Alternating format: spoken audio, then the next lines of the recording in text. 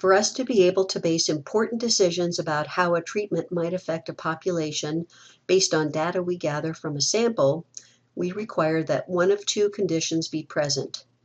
One, the population from which the sample is composed is normally shaped, or two, our sample size is at least 30. Over time, statisticians have established that as the sample size gets larger, the distribution of sample means will more closely approximate a normal distribution. When the sample size is greater than 30, the distribution is almost normal regardless of the shape of the original population. While it seems that a researcher might always be able to work only with samples of 30 or more subjects, sometimes that's not possible.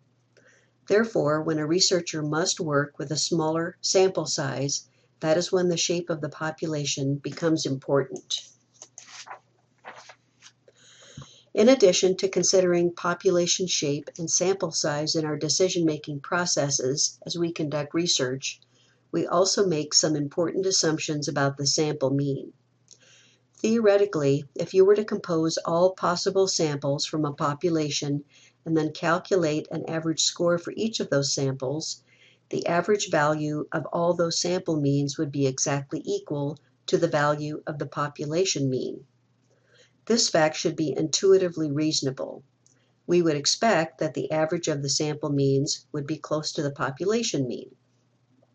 The formal statement of this phenomenon is that the mean of the distribution of sample means will always be identical to the population mean. We call this mean value the expected value of M. However, in reality, when we conduct research, we don't compose all the possible samples from a population.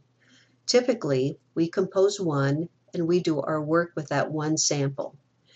But if we have randomly composed our sample, so the variety of characteristics of the subjects in our sample is as representative as it can be of the population from which it is composed, then we can feel as confident as we can be about the decisions we make based on that single sample.